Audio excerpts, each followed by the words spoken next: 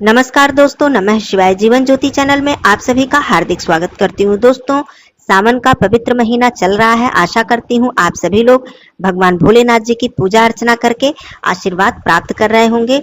भगवान भोलेनाथ जी की कृपा आप सभी पर सदा सर्वदा बनी रहे। आप सभी को सावन मास की हार्दिक शुभकामनाएं। आज की वीडियो में बात करूंगी कि मान लीजिए कोई भी भाई बहन पहला सावन का सोमवार व्रत नहीं रख पाए हैं और उन्हें आगे सोमवार व्रत रखने की इच्छा है, या फिर 16 सोमवार व्रत रखना है तो प्रथम सोमवार से वो व्रत को नहीं उठा पाए हैं तो क्या करें, या फिर सावन सोमवार उन्हें रखना है और प्रथम सोमवार किसी कारणवश वो नहीं रख पाए हैं, या फिर बहनें नहीं रख पाई हैं, तो ऐसे में क्या करें, आगे व्रत रखें या छोड़ दें। तो देखिए यहाँ पर क्लियर मैं बता दूं, सावन का जो 5 सोमवार है, मान लीजिए किसी भी कारणवश आप पहला सोमवार नहीं रख पाई, तो इसका मतलब ये नहीं है कि आप बाकी चारों सोमवार छोड़ दें। भगवान कभी भी नाराज नहीं होते हैं। परिस्थितियां जानते हैं, हमारी व्यवस्था जानते हैं, सब कुछ जानते हैं, हमारी भावना जानते हैं। तो आप ऐसा ना करें कि आपको आगे व्रत रखने की इच्छा है तो आप व्रत न रखें क्योंकि पहला आपका छूट गया। यदि आप सावन का भी 5 सोमवार रखना चाहते हैं या चाहती हैं, तब भी आप व्रत आगे रख लें, कोई दिक्कत नहीं है, कोई दोष नहीं है। और जहां तक 16 सोमवार की बात है, तो इसके लिए मैंने पहले भी वीडियो में बताया है कि 16 सोमवार का व्रत सावन के सोमवार से शुरू किया जाता है। तो ऐसा नहीं है कि प्रथम सोमवार से ही शुरू करना चाहिए, या किसी कारणवश आपका प्रथम सोमवार छूट गया तो आप दूसरे तीसरे सोमवार से भी 16 सोमवार का व्रत आप शुरू कर सकती हैं या कर सकते हैं। लेकिन नियम यह है कि जब आपने शुरू कर दिया तब बीच में आपको व्रत एक भी सोमवार नहीं छोड़ना है जब तक आपका 16 सोमवार का व्रत पूर्ण न हो जाए। अब यहाँ पर बात करती हूँ उद्यापन की।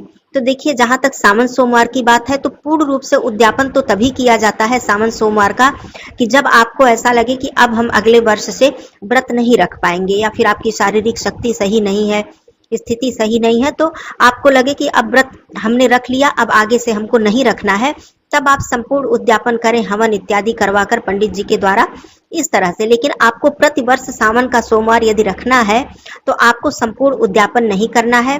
आप इतना ही करें कि लास्ट जो सोमवार पड़ेगा, अंतिम सोमवार को, आप कुछ दक्षिणा, उसके साथ दान, अन्नदान, मतलब जो संपूर्ण सीधा होता है, माता गौरी जी के लिए श्रृंगार, भगवान भोलेनाथ जी के लिए जल का पात्र, या फिर जो वस्त्र होता है, गमछा, धोती सफेद रंग का या पीला रंग का, तो इस तरह से सारी सामग्री, उसके साथ कुछ फल, मिठाइयाँ इत्यादि करके आप मंदिर में ले जाकर वहां पर दान कर दें, क्योंकि अंतिम सोमवार है, फिर अगले वर्ष से व्रत आपको रखना है। तो इस तरह से एक उद्यापन की विधि हो जाती है। लेकिन संपूर्ण उद्यापन आपको तभी करना चाहिए जब आपको व्रत ना करना हो। अब 16 सोमवार की जहां तक बात है, इसकी उद्यापन की संपूर्ण विधि मैं आगे बताऊंगी वीडियो में, क्योंकि अभी तो 16 सोमवार का व्रत बहनें काफी दिनों तक रहेंगी।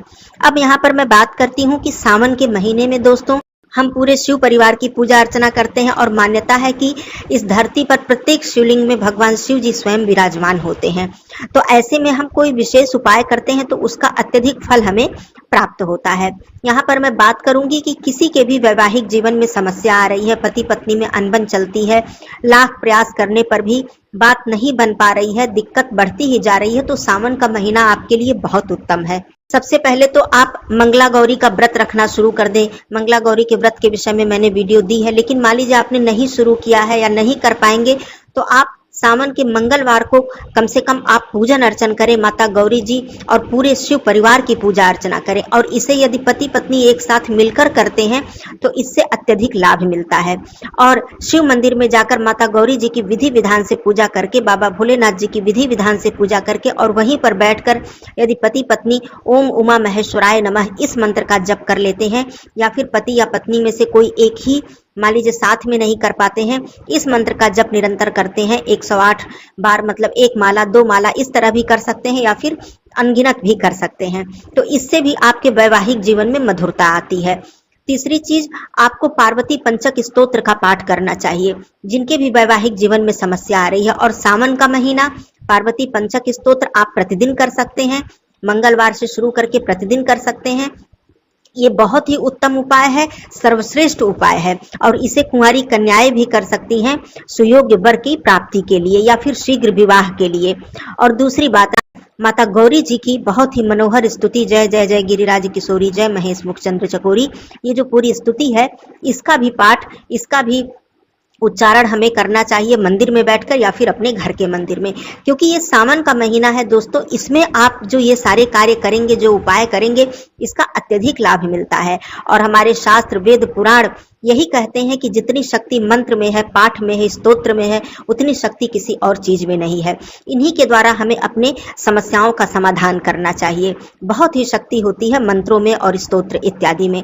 तो ये आप कर लीजिएगा जिनके भी वैवाहिक जीवन में दिक्कत आ रही है या फिर विवाह में दिक्कत आ रही है। पुरुष भी कर सकते हैं और स्त्रियां भी कर सकती हैं। अब यहाँ पर बात मैं करती हूँ कि भगवान शिव जी की पूजा तो हम जल से, पंचामृत से और प्राकृतिक जो चीजें होती हैं, वस्तुएं होती हैं, उनसे हम उनका पूजन अर्चन तो करते ही करते हैं, अपने अपने तरीके से, अपनी अपनी श्रद्धा के हिसाब से। लेकिन भगवान शिव जी को अनाज भी अर्पित करना चाहिए सावन माह में। शिवलिंग पर अनाज अर्पित करने का विशेष नियम है और विशेष महत्व बताया गया है। जैसे कि आप भगवान शिव जी को सावन मास में जल अर्पित करने के बाद आप हरी मूंग के दाने अर्पित कर सकते हैं। इसे आप 1 मुट्ठी, सवा पाव, सवा मन, 108 दाने, आप जैसे भी आपकी श्रद्धा हो, शक्ति हो, आप अर्पित कर सकते हैं। गेहूं के दाने इसी प्रकार से मुट्ठी हो या सवा पाव हो या सवा मन हो या 108 दाने हो, आप गेहूं अर्पित कर सकते हैं। इससे संतान सुख में वृद्धि होती है। और 108 दाने अर्पित करते हुए भगवान शिव जी के 108 नामों का जप आप करते रहें, इससे आपको अत्यंत लाभ प्राप्त होता है। दूसरी बात, जौ अर्पित करने से आपके घर में सुख समृद्धि का वास होता है। जौ के लिए भी मैं वही बात कहूंगी कि आप 1 मुट्ठी अर्पित कर सकते हैं, जिसको कि शिवा मुट्ठी के नाम से भी जाना जाता है। सावन माह में आप चाहें तो प्रतिदिन शिवा मुट्ठी अर्पित कर सकते हैं। जो अनाज मैं आगे बताती जाऊंगी, उसमें से जो भी अनाज आप चाहें उस शिवा मुट्ठी के रूप में, मतलब 1 मुट्ठी अपनी मुट्ठी से आप अर्पित कर सकते हैं, या फिर 108 दाने। तो जौ की जहां तक बात है, जब आप इन अनाज को 108 दाने अर्पित करें तो भगवान शिव जी के 108 नामों का जप करते हुए अर्पित करें, इससे अत्यधिक लाभ प्राप्त होगा। अक्षत, जो कि अखंडित मतलब होना चाहिए, टूटा हुआ नहीं होना चाहिए। अक्षत नाम ही इसीलिए पड़ा है कि आप चावल के दाने चाहे 5 अर्पित करें, 7 अर्पित करें, वो टूटे हुए ना हो। अक्षत अर्पित करने से माता लक्ष्मी जी प्रसन्न होती हैं, हमारे घर में धन धान्य की वृद्धि होती है। लेकिन वो चावल जो है वो टूटे हुए ना हो। कहा जाता है यदि आप टूटे हुए चावल भगवान शिव जी को अर्पित करते हैं तो इससे आपके घर में दरिद्रा का वास होता है और आपके घर में बरकत नहीं होती है। कभी भी टूटे हुए चावल आपको अर्पित नहीं करने चाहिए। दूसरी चीज, चने की दाल। चने की दाल अर्पित करने से वही बात है कि मुट्ठी हो या फिर 108 दाने हो, इससे जो हमारे ऋण होते हैं, चाहे वो जन्म जन्मांतर के ऋण हो, पूर्व जन्म के ऋण हो, जिसके वजह से हम दुख भोगते हैं, जिसके वजह से हमारे जीवन में समस्याएं आती हैं, ऋण ही तो है जो हम पिछले जन्म में या फिर किसी भी जन्म में चुका नहीं पाए हैं, उसे हम पूर्ण नहीं कर पाए हैं, तो वो ऋण जो है वो इस जन्म में हम भोगते हैं, उसका फल हमें प्राप्त होता है। तो ये ऋणों की जो पीड़ा है, ऋणों के द्वारा जो कष्ट हमको मिल रहा है, चाहे वो किसी भी प्रकार का ऋण हो, वो समाप्त होता है चने की दाल अर्पित करने से। अरहर की दाल, अरहर की दाल अर्पित करने से भगवान भोलेनाथ जी प्रसन्न होते हैं, तो आप अरहर की दाल भी अर्पित कर सकते हैं। दूध के विषय में आप सभी लोग जानते हैं कि हमारी समस्त मनोकामनाएं पूर्ण होती हैं दूध अर्पित करने से। ये अनाज की श्रेणी में नहीं है, लेकिन मैं बता दे रही हूँ। यहाँ पर काला तिल के विषय में बताऊंगी। सफेद तिल भी अर्पित किए जाते हैं, लेकिन काला तिल का विशेष महत्व है, क्योंकि काला तिल अर्पित करने से हमारे जो पाप हैं वो नाश होते हैं, हमारे पाप कटते हैं। और बहुत जरूरी है दोस्तों, जीवन में जाने अनजाने न जाने कितने हम पाप कर्म करते आते हैं और न जाने कितने पिछले जन्म के पाप कर्म होते हैं जिसका फल हम भोगते रहते हैं। तो पाप कटता है काला तिल भगवान शिव जी को अर्पित करने से। ये मत समझिए कि केवल शनिवार के दिन ही हमें काला तिल अर्पित करना चाहिए, आप प्रत्येक दिन शिवलिंग पर काला तिल अर्पित कर सकते हैं। तो ये सारे अनाज के महत्व थे जो कि सावन के माह में हमें अवश्य अर्पित करना चाहिए। दूसरी बात यहाँ पर यह भी बता दूं कि बेलपत्र, शमी पत्र, यह भी अर्पित करने का विशेष महत्व है। 1 बेलपत्र राम राम लिखकर आप अर्पित कर दें, ये सहस्त्र बेलपत्र के बराबर पुण्य फल प्रदान करता है। शमी पत्र आप अर्पित करते हैं, कहा जाता है 1 शमी पत्र कई हजार बेलपत्र अर्पित करने के बराबर पुण्य फल प्रदान करता है। देखिए दोस्तों, ये सारी बातें हैं, महत्व है, शास्त्रों में इन सभी चीजों का विधान बताया गया है। लेकिन बात वहीं पर आती है कि सबसे जरूरी है आपकी श्रद्धा, आपकी आस्था और पूरी तरह से तन मन धन से भगवान शिव जी के चरणों में समर्पित हो जाना। यही सबसे बड़ी पूजा है। केवल 1 लोटा जल आप अर्पित करके और भगवान के चरणों में आप समर्पित हो जाते हैं कि हे भोलेनाथ, अब आप ही देखो, आप ही समझो, मेरे जीवन की नैया आप ही के हाथों में है। तो इस तरह से भगवान भोलेनाथ जी तब भी प्रसन्न होते हैं। लेकिन ये जो सारी चीजें विधान बताया गया है, इसे हमें अवश्य कर लेना चाहिए, जितना भी हमसे हो सके, जितना भी हम कर सके। तो आशा करती हूँ कि ये सारी बातें आपको उपयोगी लगी होंगी। 16 सोमवार उद्यापन की जो संपूर्ण विधि है वो मैं बताऊंगी, आगे वीडियो आएगी। आप सभी लोगों को सावन मास की हार्दिक शुभकामनाएं।